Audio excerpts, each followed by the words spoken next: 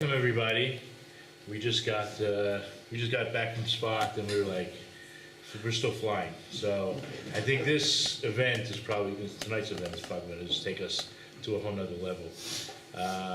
Some of you have read my own bio and my own experience, and I was involved with a yeshiva, a little yeshiva in the old city for about 20 years called Esha Torah, and that's actually where I met Rabbi Moshe Zeldman. I think he was already an old timer by the time I got there. So You're older than me. you were there. I was. I think so. Okay. You're just more mature than I am. Anyway, for 10 of those years, I organized a group called Jerusalem Fellowships, which was college-age kids who really have a lot of questions with a lot of background and knowledge of science and math. And I certainly didn't know how to answer their questions, but I organized, I'm going to guess, hundreds of times Moshe giving over this series. I really felt it was appropriate, especially now, after what we just had with Gab several times, and just in order of, there's some chachma, believe me. Anyway, so let me just get on with the show and introduce Moshe. Rabbi Moshe Zeldman is the Director of Education at Jerusalem U and an international lecturer on a wide variety of Jewish topics, traveling to speak and consult internationally. He did his undergraduate work in artificial intelligence and philosophy at the University of Toronto, and he received his rabbinic ordination from Esha Torah in Jerusalem. And without any further ado, Rabbi Moshe.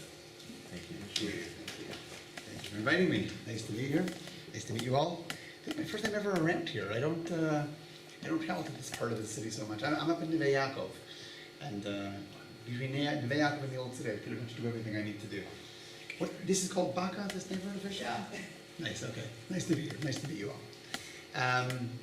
So tonight's presentation is a little bit unique. It's not really a Torah lecture per se. It's really a scientific discovery based on things that we found in Torah. Just by show of hands, how many of you have heard of the idea of hidden codes in the Torah? No. Well, kind of heard about it? How many of you have heard of the controversy, the scientific controversy about it? Okay, and last question, how many of you are at least a little skeptical about the idea of whether there's such a thing actually exists? When I first heard about it, okay, I was doing my degree in AI in Toronto, University of Toronto. I wasn't religious at all. And I saw on campus they were advertising some guy coming to give a class about hidden encoded patterns in the Bible. So I thought, okay, it's going to be some rabbi playing around with letters and numbers and gematrias and who knows what, and it's kind of fun, but not that good, not that relevant. Anyway, I went to hear this lecture. The lecturer turned out to be a senior mathematician from the Pentagon, from Baltimore. Pentagon, and he had worked as a cryptologist for many years, cracking codes for the U.S. government. That was his credentials. So I thought, okay, this isn't rabbit playing around. It might be interesting. Give a whole class about hidden codes in the Torah, mathematical sequences. He explained it all. Because I was doing a degree in the sciences, I had a lot of very skeptical questions. How did you test it? How did you measure it? What was your hypothesis? How do you analyze the results? What are the probabilities? He answered all my questions. So I walked away from that class saying, okay, either it's legitimate, or this guy is a really good faker.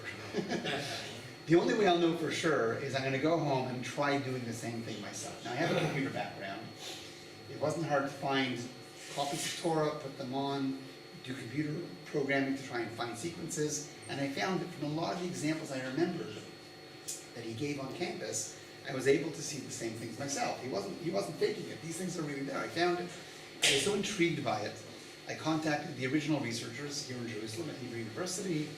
I got the material, I did some more research, I did my own studies, I did my own experiments, came to the conclusion, this is for real. This is not a game, this is a real thing. And it's so shocking that it's there, and that it's there in a way that you can prove scientifically. I said, this is it. Like, this is groundbreaking. The world has to hear about this, people have to know about this. So for the last many years, I've been researching and studying and lecturing and publishing on the topic of codes. What I want to show you tonight is, we're going to start, let's say, from the more skeptical perspective. We're going to look at some simple examples of codes, and let's see as we go through it. My main goal is to do two things. I want to show you lots of interesting examples of things we found, but more than that, I want to show you why we believe it's credible and it's scientifically reliable, and why this should be taken seriously by the world of science. So here we go. We're going to start with a basic question. The question is, why would anybody even make the assumption that you would find hidden secret codes in the Torah? I mean, who opens up a book in any language and starts looking for secret messages? When's the last time you opened a book and started looking for secret messages? Why would you assume the Torah would have secret messages? Any idea? If the Beatles way out and had it. The White House has the culture came. So why not? Well, it's a special book, and every letter counts here. Good, right? It's not an ordinary book. Good, so we know this isn't just a book by an author, this is claimed to be a book from God. Now, some people believe that, some people don't, but the claim is God wrote the book. Now, if God wrote a book, it's going to be deep, it's going to be sophisticated, it's going to have many layers of messages, it's not going to be simple stories. That's why we look for codes. Now, the truth is, in Kabbalah, there's a deeper reason. The Zohar says, Histakel ba'oraita ubari alma. God looked into the Torah and created the world. There's an idea in Kabbalah that God actually created the Torah before he made the world. The Torah is like the blueprint, like an architect, right? Start with the blueprint. From the blueprint, you collect the materials, and then you make the building. The Zohar is saying that God made the Torah, looked into this blueprint called Torah, and then made the world. Now, if the Torah is just a blueprint for the world, so what does it mean? Everything that you find in the world, you should find in the Torah, right? If I look at the blueprint for this building, the blueprint will say how high the ceilings are, where the windows are, where the doors are, where the wiring goes. There should be a one-to-one parallel between what you see in the building and what you find in the blueprint. Similarly here, I should look in the world and assume that whatever I see in the world, I'll find in the blueprint called Torah. Taking it a step further, the Vilna Gaon, 1700s, he says the rule is that all that was, is, and will be until the end of time is included in the Torah, from Bereshit to Le'enei Kol Yisrael, the end of Devarim. And not merely in a general sense, but including the details of every species and of each person individually, and the most minute details of everything that happened to him from the day of his birth until his death. That's the kind of blueprint we're talking about, right? Every wire, every fiber, every single detail of the reality should be found in the blueprint. We're only going to say everything in the world you will find in Torah. Now, the big difficulty is, okay, that sounds cool, that's interesting. You're telling me that when I'm holding a chumash, I'm literally holding everything about my life and about the future and about the past and everything that's going to happen. Cool. But how do you find it? Like, it's a book. How do you decode the message? How do you find all this secret information? So again, Kabbalah gives us a hint. The Moshe Cordovero, 1500s, famous Kabbalist in Tzfat in the 1500s, Moshe Cordovero says, the secrets of our Holy Torah are revealed through knowledge of combinations, numerology, we call gematria, switching letters, first and last letters, shapes of letters, first and last verses, skipping letters, and letter combinations. These are all the different ways that the author encoded the information in the book. In other words, just like any of these ideas, if I take theoretically the first and last letter of every pasuk in Torah and I put them all together, it's supposed to spell out some sort of a message. If I take every third letter and I put them together, or every 50th letter, put them together, it's supposed to spell some sort of a message. What we're going to look at tonight is this idea called skipping letters, dilugotiyot. What happens to the text when you read every 10 letters, every 500 letters, every 2,000 letters going backwards? What happens when you skip letters? We find examples of codes. That's what we're going to look at. These matters are powerful, hidden, and enormous secrets. Because of their great hiddenness, we don't have the ability to fully comprehend them. Further, to see different angles through these methods is infinite and without limit. And this, the Torah says, its measure is longer than the world, right? Anyway, I give a class on this often to secular Jewish audiences. I travel around a lot. I'm talking to a completely secular crowd of people who don't believe in the divinity of Torah at all. And I'm telling them, like, you hold the 5 books of Moses, has the secrets to the whole universe. Everything that's ever going to happen in the whole world is secretly coded in there. You can find it by skipping through letters. The idea sounds nuts. It just sounds crazy. But let's test it out. Let's see if we can find examples of this idea, and let's see if it really holds weight. These are all statements taken back, going back to the 1500s and 1700s. In the 1950s, there was a rabbi in Czechoslovakia right after the war named Rav Chaim Dov Weissmantel. He was involved with saving Jews in the Holocaust, involved with bribing the Nazis. He's got a fascinating history. But he read these statements and he said, listen, it's all encoded in there, let's see if we can find it. He himself in the 1950s started looking for examples of codes. Here's what he did. He says, let's open up to the Torah, beginning of the Torah. This is the beginning. He says, let's see if we can find a code of the word Torah encoded in the Torah. Okay, so we're going to skip through letters. Let's start at the first taf of Bereshit over there. What happens if you count forward a certain number of letters? Do we find a code of the word Torah? He started counting, he started analyzing. He finds a code that says that from that first taf, 50 letters exactly after the taf you have a vav, another 50 you have a resh, another 50 you have a hey. We have an equal skipping code of the word Torah in the beginning of the Torah. Now again, I want you to try and be a little skeptical here. Would you say that this is a proof that there's secret hidden messages in the Torah? No. Anybody think it's a proof? None of us are that impressed, right? Why not? What's your explanation for how this code got here mysteriously? 50 is not that high a number. Huh?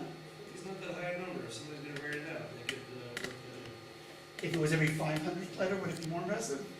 It's not really a big enough sample to make it valid. Okay, good. What's your background, by the way? It's psychology. Psychology, okay. But you know experiments, you have to test many subjects, right? Sample of error. You would look at this and say, you know what? It could have just been a coincidence. If I look at today's Jerusalem Post, and I look for the first time it says the letter P, and I count every 50th letter, and it spells P-O-S-T, am I going to assume that the editor is secretly encoding messages in the Post? No. You'd say that's cool. Huh? You would say that's cool. It's cool, it's interesting. Probably just a cute coincidence, right? Doesn't really mean anything. It happened to be that he went on and said, you know what? Let's look and say for Shmot. Elish Shmot Ben Israel. Start from the top for Shmot. You count every 50th letter. It spells Torah again. Interesting. The same thing happens in the second book. The third book it didn't happen. In Sefer Vayikra. In Bamidbar it happened again. In Devarim it happened again. It happened in 4 or 5 books. In Sefer Vayikra he found the word Hashem, Yud-Kei Vav-Kei, also every 7 letters at the beginning of the book. Okay, he's finding these weird patterns. Maybe it's a coincidence, maybe it's not, kind of hard to know. But I'll tell you this, even if I showed you a lot of examples of codes like this, so many that you'd say there's just no way it happened by coincidence. What's another non-supernatural, what's another natural explanation for how all the codes got here? Could have been a coincidence, could have been God, or it could have been Put there by the writers. the writers. Maybe the Jews in the desert thousands of years ago, right? You're traveling through the desert for 40 years. You have a lot of free time on your hands. You're writing down the story. You can start moving around the letters and words and encoding all kinds of sayings and phrases. It's not that difficult. Not so hard to do. So even if I showed you a lot of examples, it's not that impressive because a human being could have done it. Right? So what we want to see to be a little bit more accurate is we find examples of codes that we would have to say we know no human being could have encoded. What's an example of a code we could look at that we know did not come from a human? Any Computer code? DNA? Give me some other examples. What kind of a code? What kind of wording when we look for it and say there's no way human beings could have put those words there? Well, here's something I would guess, like how, I mean, Fibonacci was how many years after it was given? Hundreds and hundreds. Many. I would take a quick look at Fibonacci and see what happens there. Fibonacci's a good. What's another example? You don't have to go as complicated as Fibonacci. What about the word Napoleon? Or the word Obama? Or the word Trump? Right?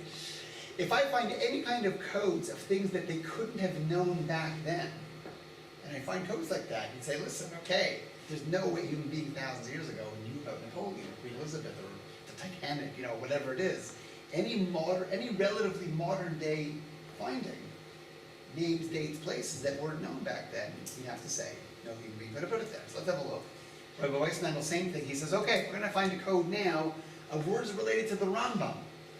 Right? Torah we have goes back to 3,300 years ago. The Rambam lived in the 1200s, less than 1,000 years ago. It's relatively modern in Jewish history.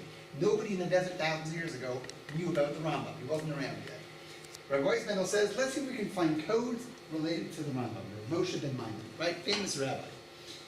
So here we find the story of Parshas Bo. The Jewish people are in Mitzrayim. They're trying to get out. Moshe goes to Paro to get the Jews out. So Hashem says, Moshe, go and ask. Paro's going to say no. He's not going to let you out. We're going to do all the miracles. We'll do all the plagues. So the pasuk says, "Vayomer Hashem el Moshe." Right at the top. Lo yishma aleichem Paro. He says, Pharaoh. He says, Moshe, Pharaoh's not going to listen to you. Leman rivot moftai be'eretz Mitzrayim. Hashem says, I'm going to do all my marvels, all my miracles in the land of Egypt. What Weissman says, if you look carefully there, rivot moftai be'eretz Mitzrayim are the 4 initial letters that spell the word Rambam. 4 words in a row, somewhere in Torah, it spells the word Rambam, right? A much later day rabbi than the times of Torah, going back to the desert. Are we surprised that somewhere in the Torah there's 4 words that spell the word Rambam? Why not? Because there's lots of words in Torah. There's about 80,000 words in the whole Torah. What's the big deal that somewhere there's 4 words spelled Rambam, right? It's not that big of a deal. What's interesting is, this was discovered in the 1950s. In the 80s, some scientists got together, they analyzed it. They said, let's look at all the initial letters of all the words in the entire Torah, all 80,000 words. It's interesting that this is the only place it happens. The only place in the entire Torah where we have 4 words in a row that's called the word Rambam happens to be over here. Okay, so it's a unique, it's not miraculous, but it's a unique occurrence. Just want to, so the person who found this from down the Asia is the Rabbi Was The first figure that found from Baum is this initial letter from Baum. Almost the same Hagam Vilna. right. But what Weissman, I'm not sure what Rabbi Weissman found on this same passage. You're right. Let's ask this. Is there anything, right, this is the only where it says the word Rambam as a code. Is there anything unique about the fact that it happens to land right over here in this passage of Torah? Is there any connection between the Rambam and the story that's going on? Lived in Egypt, right? With the so-called Zeldman of Egypt. Any other connections you can think of? Who's God talking to? Who's talking to Moshe? Of course, the Rambam's first name. Moshe ben Maimon, right? The one pasuk in the whole Torah that has a code of his name is about a guy named Moshe and about a place called Mitzrayim. Rabbi Weissman will notice that if you keep reading the story down over here, right? You have a story here, God tells Moshe, get the Jews out, etc. Down over here, the story says, the Jews were told to bring a Korban Pesach, right? Before they came out of Egypt, bring a Paschal lamb as an offering, Korban Pesach. So the Torah says, "V'hayat lachem lemishmeret." Hold on to this lamb. Ad 14 yom lechodesh hazeh. Hold on to the lamb until the 14th day of the month. This is right before you see Mitzrayim, Pesach. What month on the calendar are we talking about? What month on the Hebrew calendar? Month of Nisan, right? Hold on to the animal until the 14th day of Nisan. We check the history books. The Rambam's birthday was the 14th of Nisan. The one page in the whole Torah that has his name encoded talks about Moshe, talks about Egypt. A few verses later talks about the 14th of Nisan. Bingo, exactly the date of the Rambam's birthday. Good. Rabbi Weissman looked at this. He was very impressed with it. He published it. His students, we're talking 1950s now, his students in the 1970s looked at this. They were blown away. This is amazing. The Rambam and his day and his name and the birthday. These students went to Hebrew University, Department of Mathematics, and said, listen, we've got all these codes here, this name, this rabbi, he lived, all the information. This is, like proof that only God could have written the Torah. The mathematicians at Hebrew said, no. There's hundreds of rabbis you could have looked for. There's lots of dates in the Torah. There's lots of names of people and places. You found one example. It's not a big enough sample. So here's what the scientists said. They said, if you can find encoded in the same area the name of the Rambam's most famous book, if it's encoded in the same place, that would already be interesting. See if you can find the word Mishnah Torah. Right? Mishnah Torah is Rambam's encyclopedia, basically, where he catalogs, he explains all of the 613 mitzvahs. Can I find the phrase Mishnah Torah encoded in the same place? So these students go back, they sit there and they have a look at it. Here's what they find. That if you start at the mem of the word Moshe, which is his first name, 50 letters and then 50 letters and 50 letters. spells the word Mishnah, right in the same spot. They kept counting and looking down over here. Eventually they find a code down over here, tough, 50 letters, 50 letters, 50 letters, that spells Torah. The word Mishnah and the word Torah, the Rambam's most famous book, lands on the same pages. His name, and his birthday, and his country, and everything else. All there in the same spot. Now, you're very excited about it. They go back to Hebrew. Look what we found. Exactly what you asked for. We found the Rambam's most famous book. It's on the same page. So the scientists looked at it. They said, okay, interesting. But there's one thing that bothered them. It's kind of interesting how it all lands, but there's something a little bit odd about how the codes all land on the page. What seems a little bit strange about the coding on the page? Word Mishnah Torah, anything seem a little unusual? What they were bothered by, they said, why is there this big gap between Mishnah and Torah? I mean, if the word is Mishnah Torah, that's the name of the book, put Mishnah and then Torah every 50 letters. Why is there a huge space in between the two words? So on the spot, these scientists had to look at it. They started counting the letters. They found the space between Mishnah and Torah comes out to be exactly 613 letters. The space from Mishnah to Torah is 613. The whole subject of the book is the 613 commandments. It's on the same page. As his name, as his birthday, as his country, as his first name, all together. So again, you could look at it and say, wow, that's just a huge coincidence. Or you could say, that's clearly a designed pattern. But nobody's going to say that a human being did this. Nobody's going to tell you that the Jews in the desert thousands of years ago decided to encode the name of a rabbi who's going to live 2,000 years hence, and his birthday, his name, and his book, and everything. That's impossible. So it's either just a grand coincidence, or it's God. It's either a divine pattern, or it's just a pretty bit of a crazy coincidence. Does that make sense so far? Any questions on anything we said so far? We're good? Sure? Okay. Because what we're doing now is we're going to say, okay, right, we're going to really analyze this. How do you measure? Is it coincidental? Is it not? How improbable does it have to be? Does it seem unusual? Does it seem very unusual? Does it seem very, very unusual? How do you know? So what you really need to do is you need to enter into the world of statistics. You need a scientist who can look at something and say, what are the odds that this kind of thing could have happened by chance? Is it a 1 in 5 chance? Is it a 1 in 50 chance? Is it a 1 in 5,000 chance? How do you analyze it? So yeah. Did they ever try to do the same thing with another book, which is not a... Yes, we're going to show a few examples of that in a few minutes. They decided, you know what, at Hebrew U, if we can find some mathematicians that are interested in studying this and really analyzing it scientifically, then we'll know if we have something special. So they meet a fellow at Hebrew U by the name of Eliyahu Rips. Eliyahu Rips is a world-famous mathematician. He was a little bit skeptical about this. He started looking into it. We're going to look at now, I want to show you a short video, a couple of minutes, about him. Because Professor Rips is one of the main guys now involved with us together doing the codes research. Okay? So we'll get the sound will work here. Let's try this out.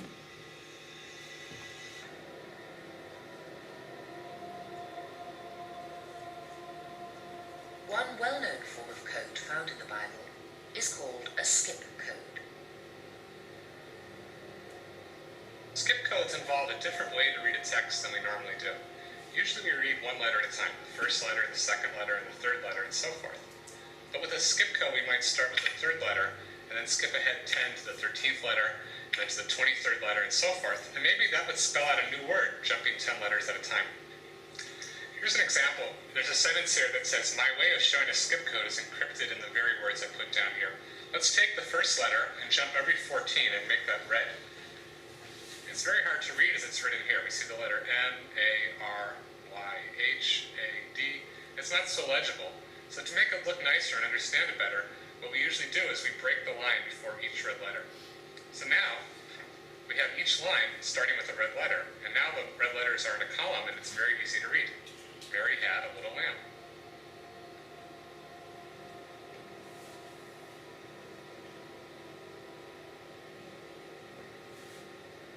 One of these simple codes, particularly called Rips's imagination. It appears at the beginning of the Torah, the Jewish Bible, which is made up of the first 5 books of the Old Testament. When we start with the first T in the book of Genesis. In fact, it covers the first verse. In the beginning, God created heaven and earth. Starting with the first T and taking every 50 letters, the word Torah appears.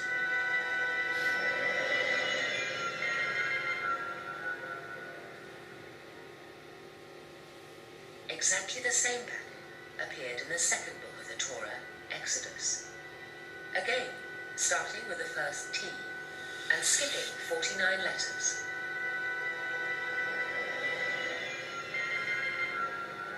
The word Torah appears. It was enough to me to be most intrigued, to think something very interesting might go on.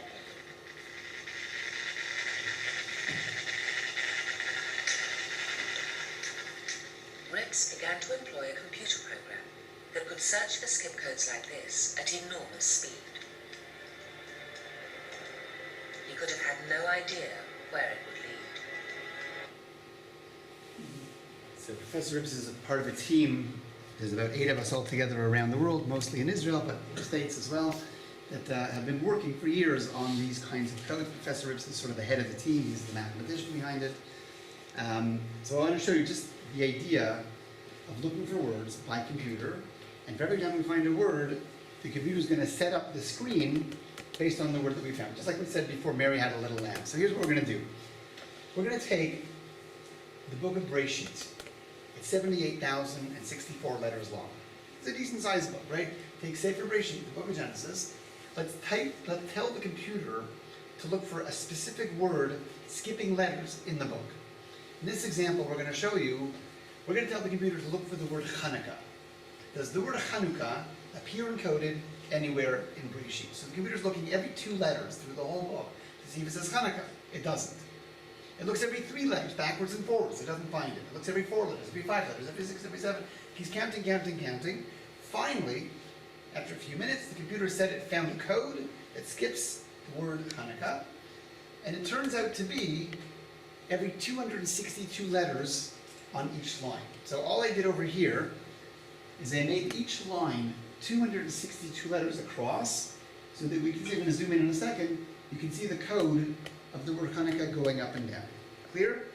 Again, the shortest skipping code of the word Hanukkah in the book of Genesis is every 262. There's a chet, 262 letters later, there's a nun, and then a vav, and then a chaf, and then a hey. We put that number of letters per line so we can see Hanukkah going straight up and down, just like Mary had a little lamb. So here we are. If I zoom in on this screen, here's what it looks like. And we found a code of the word Hanukkah. It should be over here. There it is. Actually, the word ha-Hanukkah. Lechanech means to dedicate. Ha-Hanukkah means the dedication. When the temple was rededicated, taken away from the Greeks. We have the code of the word Hanukkah, every 262 going backwards. Clear so far? Now, like I said, the fact that we found a word encoded in a book, in and of itself, is not a big deal. You look hard enough, you can find any word you want in any book you want to look in.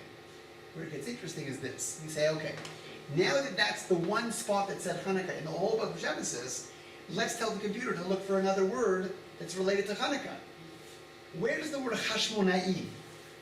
It has no names. Where does the word Hashmona'i appear encoded in Bereshit? So the computer goes through the whole book of Bereshit, every 2 letters, doesn't find it. Looks every 3 letters, backwards and forwards, it doesn't find it. Every 4, every 5, every 6, every 7, counts and counts and counts and counts. After a few minutes, the computer said it found a code somewhere in Bereshit that said Hashmona'i. It's every 525 letters apart. Okay, here's the magical question. Where in the book of Bereshit does it say Hashmona'i? Skipping equal letters. Huh? This is not. Actually, it's going to be, these examples are Parshas Vayishlach. I'll explain why in a minute. It turns out that the word Hashmona'i, skipping equal letters every 525, happens to land in the same spot that said the word Hanukkah.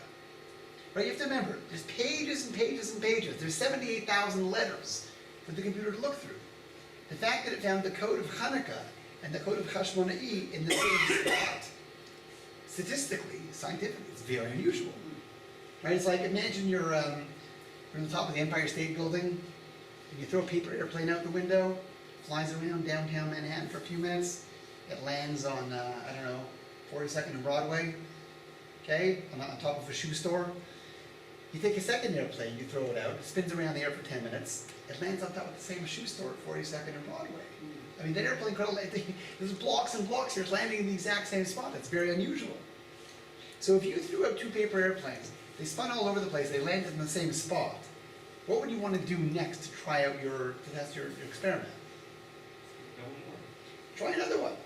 Let's take another word related to Hanukkah, tell the computer to look through the whole book of Breshit and see if it appears anywhere. Computer, look for the word Maccabee. The Maccabees. Where does the word Maccabee appear encoded in Breshit, skipping an equal number of letters? Looks through the whole book, it says it found it right away. There's a spot in Breshit where it says Maccabee every 2 letters. Where is it? It happens to land right over there, in the green. The word Maccabee. We just threw a third airplane from the Empire State Building. It landed on top of the first airplane in the same spot. It's a little weird that that would happen. It could have landed blocks away. This could have landed tens of thousands of letters away. They're all landing together. Okay, what else do we find? We find the word Yehuda, head of the Maccabees. That's actually in the text itself. It says the word Yehuda. We find the word Yavan, right? We fought off the Greeks. That was the empire. Yavan is every 1 letter backwards, same area. We find the word Het Yamim. 8 days, right? The miracle of the oil lasted for 8 days. We take 6 words, we plug them in, they all appear encoded. We threw 6 airplanes, they're all landing in the same rooftop. That's the phenomenon that we're looking for in codes. Take any subject, put together the words, look by computer, and see if they land in the same spot. We're going to see many, many, many times, most times, all the words keep landing together. Just to zoom back to the original text, right? Here's all 6 words landing in a spot that's pages and pages and pages of text, yet they all happen to land exactly together. Yeah? So playing the skeptic, what about the other books? What about The other books. the other books? The other words, checking through those to see if they land in similar spots in the other books. The other books of Chumash. Look at Shemot and Vayikra. So the truth is, this experiment was done at a time when computers were not very fast. There was only enough computing power that it could check 1 book at a time. So we started with Breshit. When computers got more advanced, we're going to see, we're going to do scanning, looking through all 5 books together as 1 string. We're going to find codes there also. Okay, but for now, we found this in Breshit. That's the book that we looked at. But it's a good question. So it's like 6 airplanes. You throw them up, they spin around. They all land in the same spot. So there's words chosen, but was chosen first, and then you wouldn't. Very good. Yes. Right. The one area where theoretically we could have cheated still is exactly that. In other words, we're claiming, you have to take my word for it, that these are the 6 words we look for, these are the 6 words we found. So what happened was when they found these, Professor Rips goes back to Hebrew U. He shows his friends in Hebrew U, who were pretty skeptical. They said, maybe you didn't look for these 6 words. Maybe you looked for 100 words related to Hanukkah. And these are the 6 that you got lucky on. Maybe you threw 100 airplanes out, and these are the 6 that landed together. How do we know how many other words we looked for that didn't land in that spot? So Professor Ripp says, you know what? You give me a list. You tell me what words to look for. They said, okay, what about the word oil, and the word miracle, and the word war, and the word temple, and the word menorah, and the word Hanukkah, and this word, they gave him a whole bunch of words. They gave him a list of 16 words.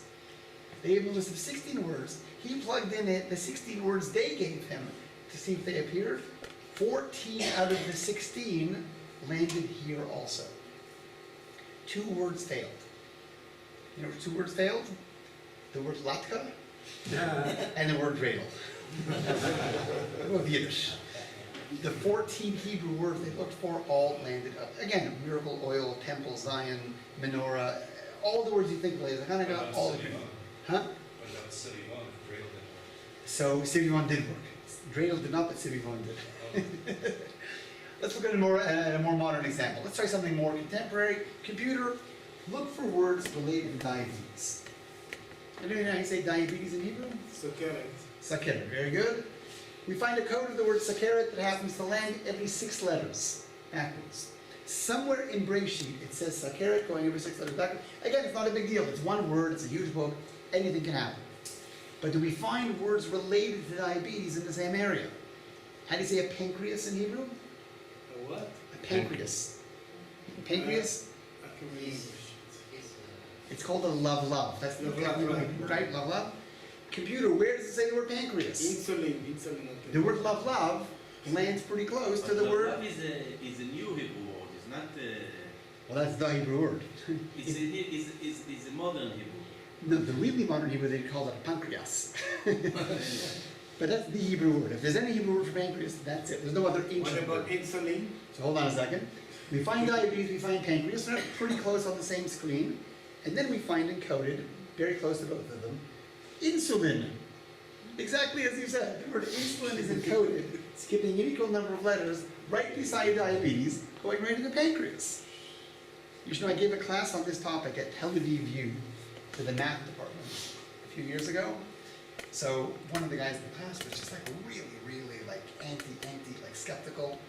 He says, it really says insulin there? I say, yeah, you can count the letters. It's skipping a huge number of letters. It's equal letters between pancreas, He says, there's no way.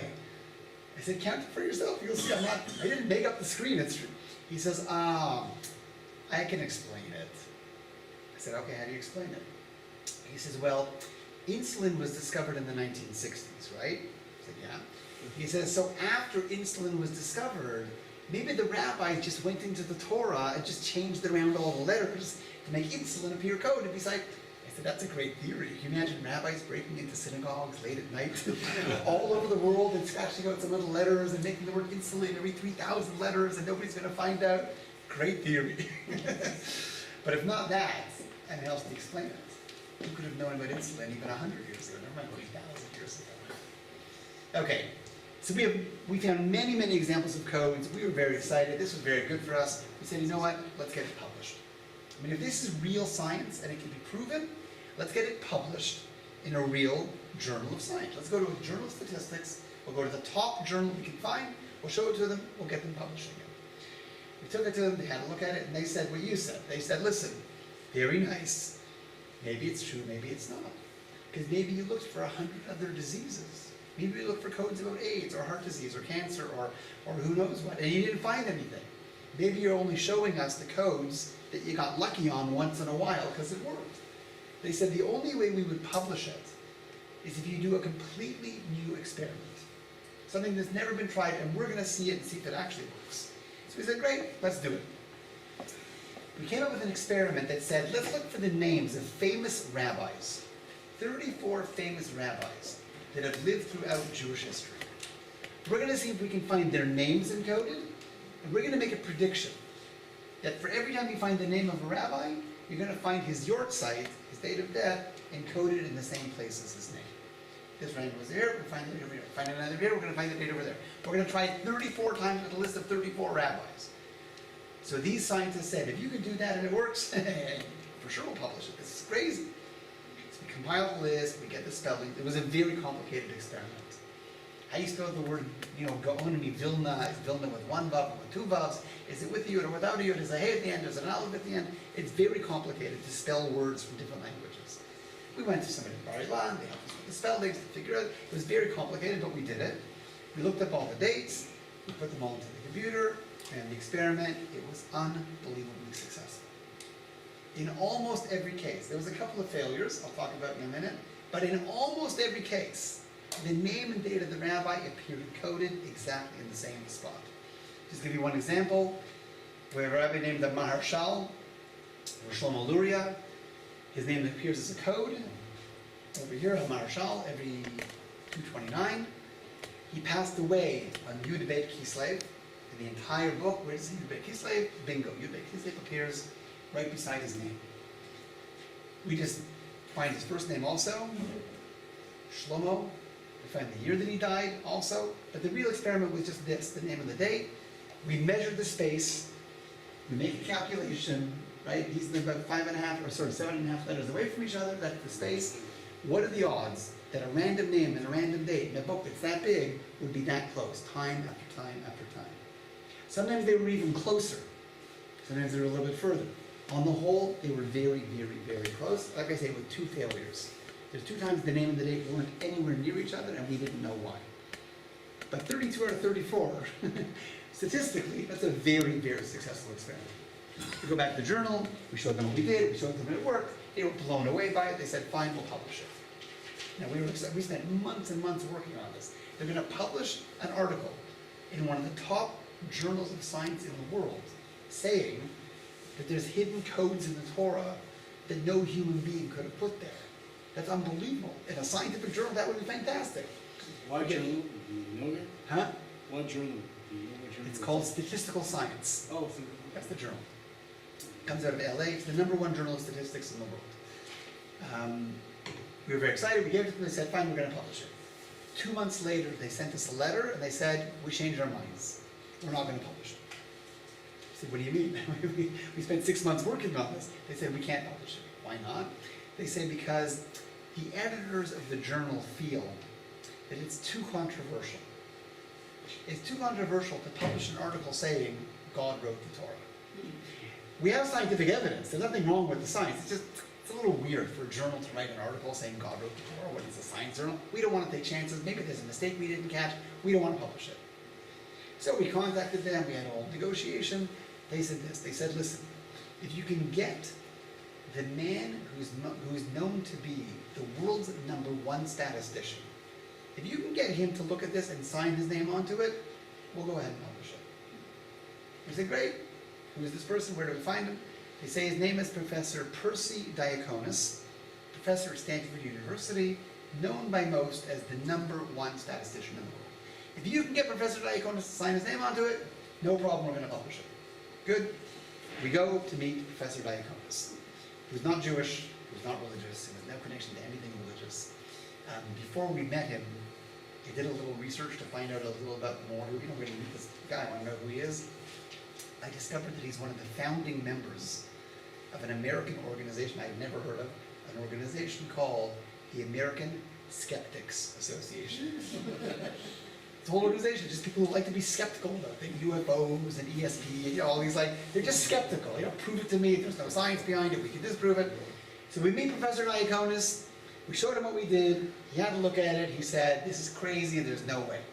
We said, listen, look for yourself, nobody's found any mistakes in it, we're not playing games here. He says, listen, you want to get it published, there's one thing I'm going to ask you to do. Which is what you said before, really. Do what's called a control experiment. In other words, if the computer has some way of moving things around and making words land near each other, it should be able to do the same thing in any other Hebrew book. Tell the computer to look through another random Hebrew book for the same information. Take the same names, same dates, look at another Hebrew book, see if they appear. We said, great, which book? He said, do War and Peace. Get Tolstoy's War and Peace in Hebrew, make it the same size as Genesis, put it on a computer, look for the codes, see what happens. Control experiment. We come back to Jerusalem, take War and Peace, put it on the computer, get the Hebrew translation, run it through the computer, nothing shows up. It works beautifully in Torah, doesn't work at all in War and Peace. No codes of any significance. So we wrote a letter to him, we said, we tried it, it didn't work. He says, okay, try Moby Dick. Get Hebrew Moby Dick, put it on the computer, look for the codes there, nothing shows up. He says, okay, try another 5 Hebrew books. We take 5 Hebrew novels, put them on the computer, look for the codes, nothing shows up. We did 7 control experiments that failed. Nothing at all, or some? Nothing of any significance. Once or twice, something a little close by accident, but nothing of any statistical significance. We had done 7 control experiments that basically failed. It only works in Torah. We said, okay, let's get it published. He says, no, not yet. Try another bunch. He says, here's what you should do. Take the book of Torah, take the book of Breshit, and scramble up all the letters and see if the codes appear that way. You take Genesis, scramble letters, look for the codes that way, nothing appears. He says, okay, now scramble up all the sentences. Try that, look for the codes, nothing appears. We had done at this point, I think, 12 control experiments that all failed. This is still standing strong. He says, I'm still not satisfied. So we wrote him a letter and we said, listen, this can go on forever. Tell us now in advance, how many other books do we have to check before you're willing to sign on that this is legitimate? He writes back and he says, if you can rerun the experiment on 1 million other books and they all fail, I'll sign my name. That's called a good sample size. Try the same thing on 1 million other random Hebrew books and see what happens. We have computers running for 4.5 years, looking through 1 million random Hebrew books, looking for these kinds of codes. 4.5 years go by, results come out, nothing. No codes of any statistical significance anywhere in a million other random Hebrew books. We book a flight back to Stanford to meet Professor Diakonis. Okay? We spend time with him, we knock on the door. He looks at us and he says, "You guys, you did it? You actually did 1 million? Yeah, we did it. Here's the results. Look for yourself." Nothing.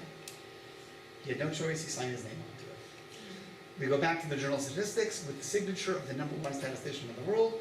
We showed it to them. They couldn't believe he signed it. He's the head of the Skeptics Association. He's signing a thing to get it published in a topic. This makes no sense.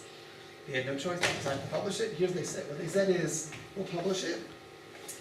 But there's one more thing we need you to do before we publish it. We're not done yet. One more thing. One last try to get out of this." They said, "We have to calculate what are the odds that this might have just happened by accident." Right? It could have. Anything could happen.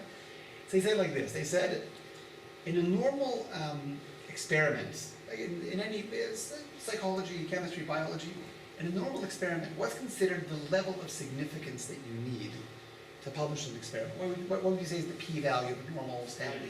95, 97. 90, okay, good. So let's go with 95 for now. 95%, 5% margin, right, which is a 1 in 20. What this means is, when you do an experiment and it works, you have to be able to show there's a less than 1 in 20 chance that you just got lucky. That's basically what it means. That's considered the normal standard. If you're doing something very dangerous, something very controversial, they ask for a higher standard of 0.02. 2% margin, 1 in 50, right? A 1 in 50 chance, you have to show there's less than 1 in 50 chance that it happened by accident. In our experiment, with the rabbis, they said get to a result of 1 in 1,000. I have never in my life met a scientist in any field of science who needed to get results of 1 in 1,000 just to publish a paper. It is unheard of. Okay, but what are we trying to prove? That God wrote Torah. They want a very, very high standard. They take our results, they give it to a bunch of scientists, they make their calculations, they come back, they say, here's what we figured out. The odds of all the names and dates of all these rabbis coming together purely by accident is really a possibility of 1 in 62,500. There's a 1 in 62,500 chance that you just got lucky that all the names and dates, all the names and dates of all these rabbis all happened by accident. Okay, we're good.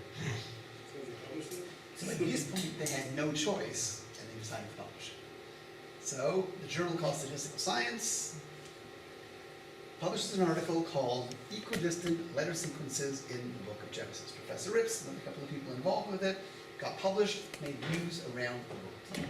Okay? When was it published? This is August 1994. It's going back a while now. Oh. Yeah. So it hit all the TV shows, it hit all the American press. We were contacted by the Mossad, the FBI, the CIA, the KGB, literally all over the world. Okay, where do you guys do this and how do you do it? You know, give us the gist, we want to try it ourselves. So it got out there, it became very controversial. And you can imagine, right? This is the top journal in the world publishing an article saying that there's hidden codes that no human being could have put there. So some very, very significant senior mathematicians came together and said, there's no way, there's got to be a mistake here somewhere. They got together, they went through everything that we did. How do you spell the names? How do you spell the dates? How do you know they died on those dates? What formulas? They went through everything we did with a fine-tooth comb. They took 3 years. They came back and they said, we found 5 mistakes in their paper. We found 5 places where they claimed actually that we cheated. They said, we found 5 places where they cheated. They didn't spell that name right. That rabbi didn't actually die on that date. We went to the cemetery, we checked it for ourselves. He died the next day. This one, you didn't use the formula properly, you didn't calculate it properly. They made all these accusations that we lied and cheated to get the results. So we said, listen, we didn't lie and cheat, but you think we made mistakes. Let's redo the experiment the way you think it should be done. We'll correct the data to the way you think it should be spelled. Let's see what happens. So we do, and it turns out that the results actually change. When it gets corrected by our critics, the results change from 1 in 62,500. The real result is 1 in 1,694 times. We said, thank you very much. We misspelled a couple of the names. We used one wrong formula. When you fix it, the results become much, much stronger. You go on the website. What did they say? So one of the critics on the spot joined our team. He's now a codes researcher. He said, like, forget it, this is obviously true. He's a professor of electrical engineering in Seattle, Professor Robert Herlick. He's now on the codes side. All the other critics are still looking for ways to disprove us. To this day, we're trying to find ways to disprove us. If you go on Google and you look for Bible codes or Torah codes, you'll find hundreds of websites attacking us. They didn't do this properly, they didn't do that properly, how do we really know? They cheated, they could have cheated. There's not one single scientist anywhere in the world who can actually find any flaw, any mistake in any of the work that we've done. Okay, I'm in touch with them, I'm in touch with the critics, I'm in touch with the researchers. This is solid science, it's never been refuted. This experiment was very controversial, how do you spell the names? They actually published their own study saying that we could have cheated on the names. So what we did like this, to end the science part, we've gone on to do dozens of other experiments to show the idea of codes using all kinds of different things. We look for the names of all the Masechtot of the Talmud are all encoded together. Bava Kama, Bava Metzia, Bava Batra, Shabbat, Brachot, Pesachim, all encoded together, odds of 1 in 4.5 million. The names of all the cities that Yoshua conquered of Eretz Yisrael when he came into the land, odds of 1 in 50 million. Harold Gans from the Pentagon, look for the names of the cities where the rabbis lived, all encoded together, odds of 1 in 1.4 million. The 70 nations of Parshas Noah that are all mentioned together, all encoded, odds of 1 in 250 million, 1 in a quarter billion. We had a couple of failures. We looked for certain kinds of sequences that didn't show up so much. We had one failure. This was also kind of a failure. Tons of Haman, not a big finding. But on the whole, time after time after time, we're finding experiments where the odds are 1 in a million, 1 in 10 million, 1 in 100 million. To this day, there's no scientist anywhere in the world who has any way of refuting all the experiments that we've done. There's a lot of talk on the web about how we could have cheated this and that on the names of the dates of the rabbis. These are standing results that are publicly available. Nobody has found any way to see them. Any questions so far? Okay, so that sort of, for me, is sort of the science end. I believe we're right. I believe we've proven that we're right. I believe that we've proven it over and over. We did another conference in Hong Kong a few years ago. We published 7 more papers with all kinds of other contributors that also prove the idea of codes. It's a standing result. When you put together the odds of all the experiments that we've done, the odds of all of them being true together, some of the major ones, it's whatever. There's no name for that number. It's just a bunch of zeros, but it's 1 in a, whatever you want to call it, 100 billion, a quadrillion, something like that. Fine. That's the science. Now that we know that it's been proven, now that we know that science is behind it, let's just see what kind of codes. Let's just look for names and dates and places of stuff and see what we find. We're going to tell the computer to look for words related to the Holocaust. Names, dates, and places related to the Holocaust, what do we find? We find a code over here that says the word Hatzorer, Hebrew word for an enemy. In Tanakh, it's called a Tzorer. Underneath the Tzorer says the word Nazit. Hatzorer HaNazi. Nazi and enemy crossed right underneath each other, skipping the letters. Here it says Germania, right on top of the word Nazi. Here it says Berlin, every 4 letters backwards, right on top of the word Germany. Here it says Shever Yehudim, a Jewish catastrophe. All the words encoded in the same spot. We're going to take the same Berlin now. We're going to move over. I'll show you some more codes that are related. There's the word Berlin from before. Here's the word Nazi again, every 1 letter. Here's the code of the word Hitler. Hitler's name is every 31 letters going backwards. On top of the word Hitler it says Rasha, also every 31 letters. Sorry? What about the concentration camps? We'll get to that and I'll show you in a minute.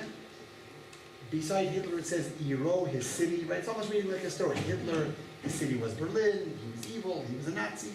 All the words encoded together. We have, again, the word Berlin as we had before. We're just moving further over on the screen. Here's another code of the word Nazi.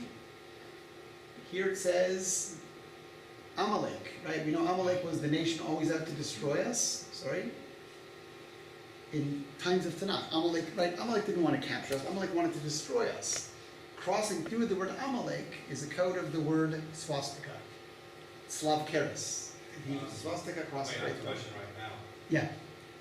Okay, so right now in yellow, Berlin is every 4 letters going backwards. Right. But it looks like Amalek, if that's all it is, and that 262 letter or whatever it is wide on the page, Yeah.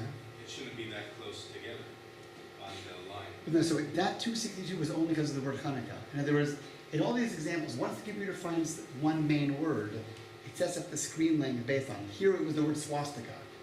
So in other words, these lines are actually 3,725 letters across. Oh, okay. Find one word, you set up the screen, and then you look for the other words. Okay. So Slav Keres is every line, and Amalek, which is double, is every other line. Make sense?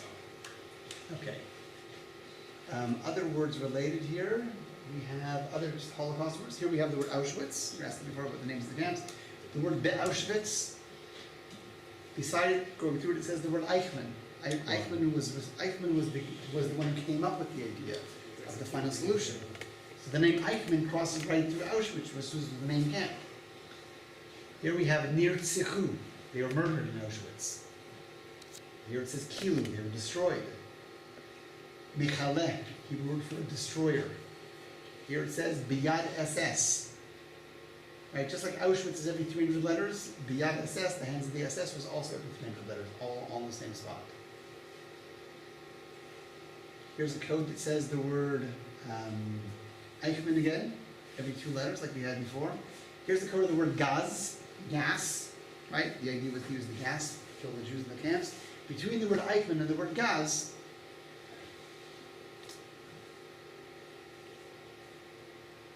wait a second, here we go.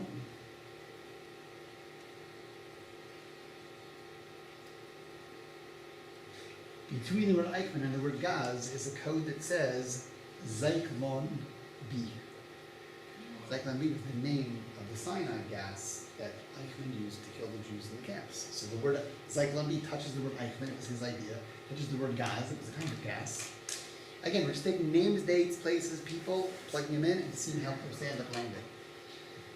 Twin Towers. Now again, now we're fast forwarding. We're talking about right 2000. So now we're not looking at Sefer Bereshit. Now we're looking at the entire Chumash altogether. The whole Chumash altogether is about 300,000 letters long. It's a pretty big sized book. You look through the entire Chumash. Where does it say the word twin towers? So you find the phrase Migdalot, every 1 letter backwards. Hateomim, every 1 letter backwards. Both words are underneath each other, every 1 letter backwards. What's the most obvious phrase you would think to look for next to the word Twin Towers? What's the event known as? 9/11. 9/11, right? September 11th. Let's look for the phrase September 11th. Now, in that year, September 11th was the 23rd of Elul. It was Chaf Gimel Elul. So the computer looked through the entire Chumash. Where do you find the phrase Chaf Gimel Elul? The phrase Chaf Gimel Elul goes right through the Twin Towers. Underneath it, you have the word Yishmael, obviously connected. These are always the minimal. The minimal skip of each word, yeah. And here it's easy because they're all 1 letter across. Tevach, murder, another obvious word. It was interesting. I was giving this class a few years ago, and somebody in the class asked me. They said, if these are all codes found actually in the text of the Torah, so what's the Torah? What's the story going on over here? Is there any connection between the codes and the actual storyline? So I said, I'm not sure. I started reading through, trying to figure it out. And I came across it and I said, oh my gosh, it's unbelievable. I never realized. What's the official estimate of how many people died at the Twin Towers? 3,000. Right. They don't know the exact number. They say it was around 3,000. The pasuk over here is talking about Moshe coming down from Har Sinai. He sees that the Eruv Rav had built the Egel, and the Torah says that the people involved in doing the Avodah Zarah, the idol worship, had to get killed. The Torah says, this is the line of Torah, the Torah says, Vayipol min ha'am bayom ha'hu ki shloshet alfei ish. The Torah says around 3,000 people died on that day. We just talked about 3,000 people dying on that day of September 11th. It's the exact phrase out of any pasuk in Torah talking about what happened. 3,000 people dying in a day. It's exactly what happened. It's exactly in the same spot. This is like 14,146. Yeah, because the phrase Chaf Gimel Elul is a very unusual phrase. So that's the one time it appears.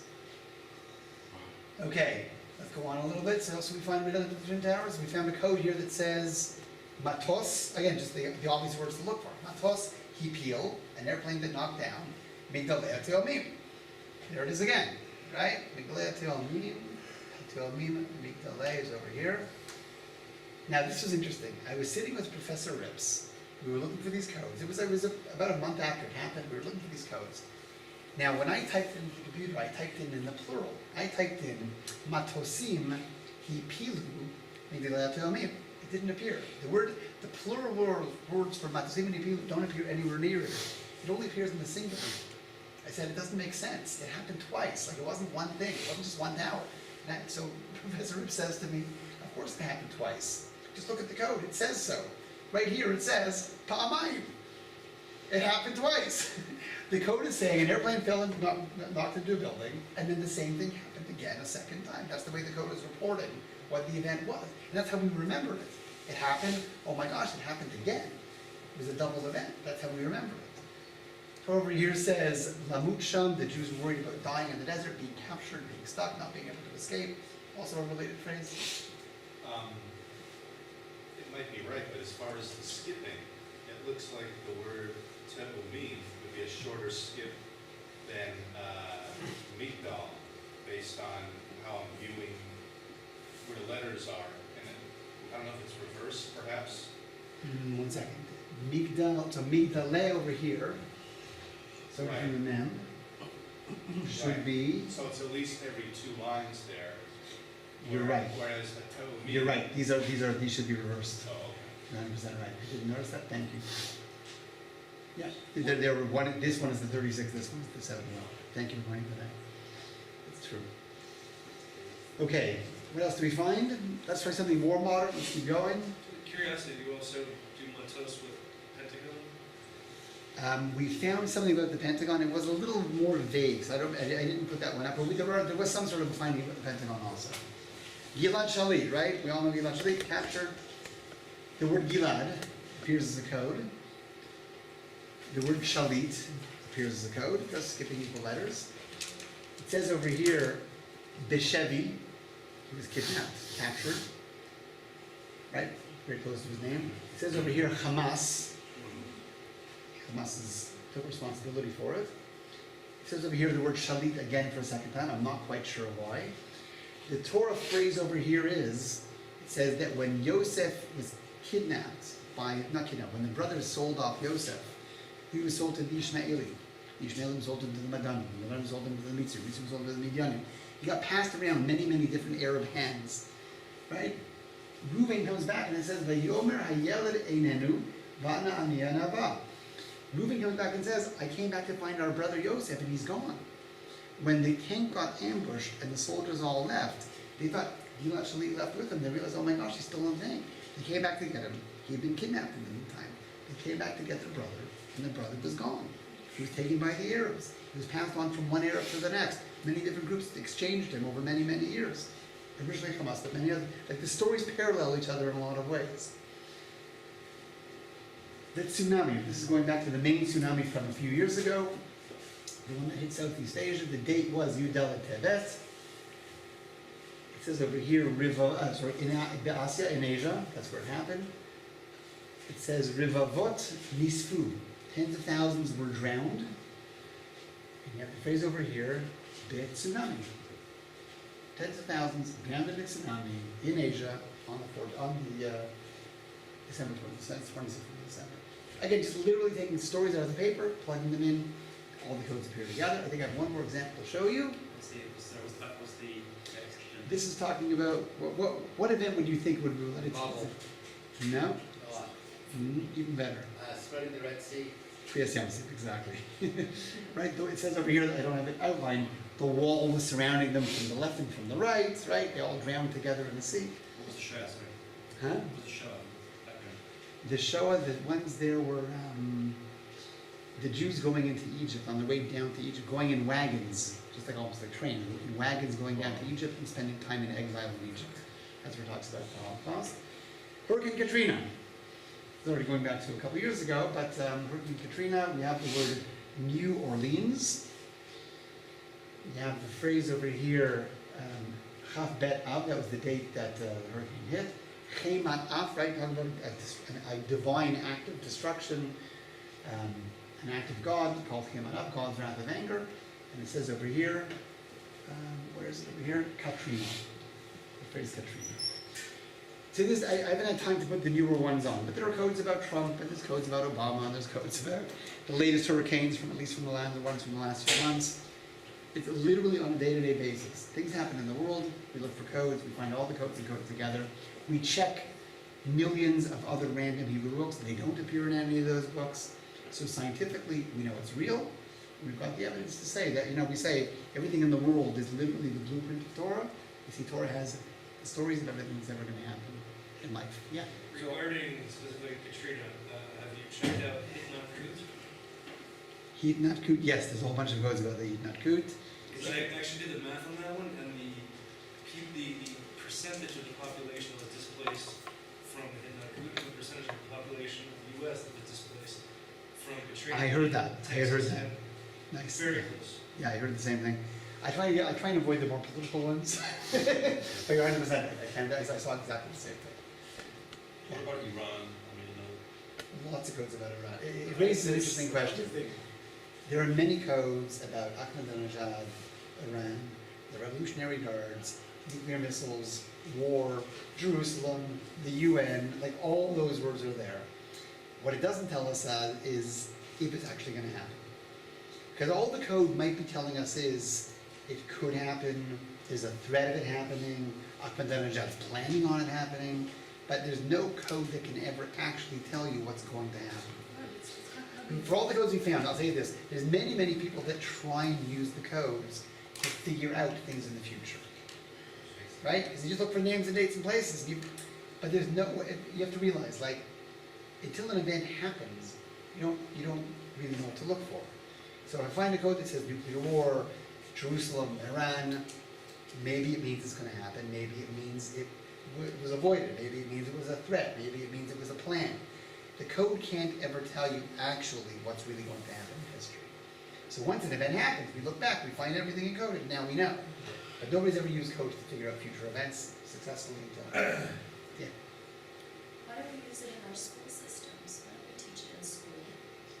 That's number one. And number two, just out of curiosity, with Eliyahu Rips, it looks like he was not an observant Jew initially, what the video that you showed, and certainly looks like some of the pictures you showed later. I want to know, did he become an observant Jew as a result of the work that he was doing? He didn't actually. He became observant and then came across the codes. In the movie, I think BBC tried to make it look like the codes, but he was observant before that. I'll tell you what's interesting. I had this thought a while ago. There's still a whole debate with the critics who think that we cheated and whatever else. There's nobody on the codes team that needs codes to be true to validate what we believe. I didn't become religious because I saw codes. It definitely influenced me, but there's many, many other wonderful things about Judaism that got me convinced more than codes. I don't need codes to be true to validate what I believe in. The skeptics definitely need codes not to be true to validate what they don't believe in. So there's much more of a desperation on their end to prove that it's not true than there is any need on mine to prove that it is true. It happens to be all the critics of code. There's about 8 or 9 major critics. They're all secular. Some of them are very openly anti-religious.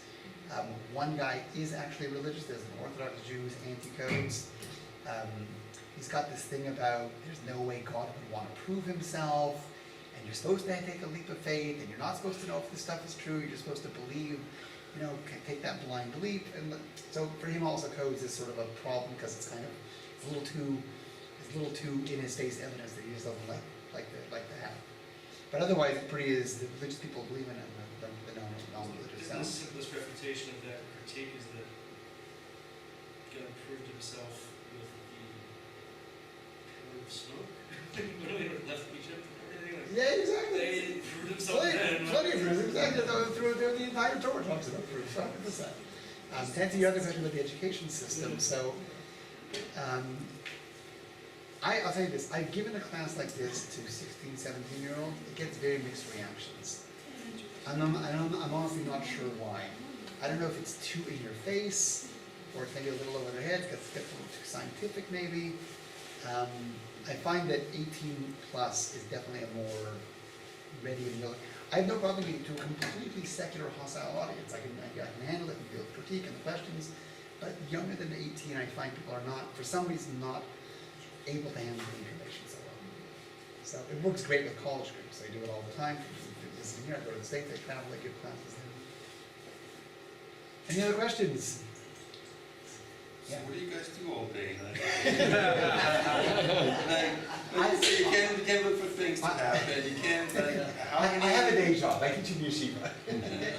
I teach in yeshiva in the old city. This for me is like a side thing. I do presentations, I do a little research still. The main thing going on now, honestly, with the research, Elio Rips is always like every day in the papers, he's reading the papers, whatever the latest thing is, looking for codes about it, trying to figure out who's going to win the election, and what's going to happen with Bibi now, and the submarine scandal, and he's always trying to find codes about what's going on right now. All the other researchers are spending their time trying to figure out deeper layers of codes. Because you have to realize, like, everything we found here is a very simple kind of code. It's two-dimensional, skipping equal letters.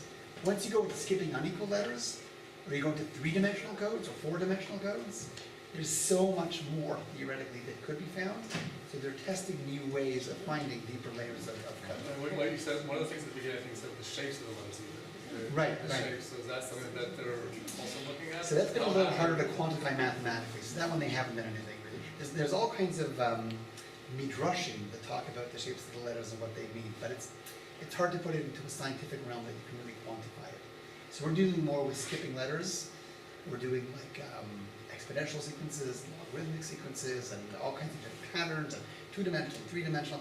So they're starting to find all kinds of cool things. One of my friends is doing research into what the number means, and like what's the relationship between the word Katrina and 2509? Is that how many people were displaced? Is that how many federal agents were on the case? Like, he's trying to figure out the connection between the numbers of the codes and the actual words. I haven't seen any results yet, but it's an interesting thing to look into. Like, obviously nothing is coincidental. There's a reason why things came up the way they did. Yeah? Continuing on that line, with the three-dimensional aspect of it, have you done anything with the visualization of, say, taking the regular layout of a Sefer Torah, making it into a big circle, and saying where some of these codes, if you make point-to-point lines, what kind of designs that shows? There's somebody also in that area specifically looking for visual patterns. I haven't seen it. He's been working on it for about 2 years. I haven't seen anything so compelling yet. I look at it, with everything we found, I think it's the tip of the iceberg. I think there's so much more depth that we haven't even gone to yet. We've done enough to say we know it's true, and it's not a coincidence, and it's real. How deep it goes, and how many more layers, and what other kinds of information, who knows? It can go on and on and on. We'll see what the coming years bring. Yeah. I'm not sure, we had Berger and Milstein and somebody else speaking on these seminars. What we like to say at the end, I guess sort of take the edge a little bit off the audience and say, look, we have not proven God wills it, because we don't know what God wills. So we have proven is that whatever wrote the Torah is beyond time and space. Yeah, that's fair enough. That's a good way to say it. I usually frame it as, when you want to talk about proving anything, really. So, in a court of law, we say we're willing to give somebody capital punishment, even if there's evidence beyond a reasonable doubt. Right? So this isn't, nothing in the world of science is an absolute proof. Right? There's always the possibility of a crazy coincidence. To me, it's evidence beyond a reasonable doubt, like you said, that something beyond time and space, who knows the future, knows the past, in precise detail, is the one who gave us this one. That much we know. Call it God, call it whatever name you want, that's clearly the case. Thank you very much for your time.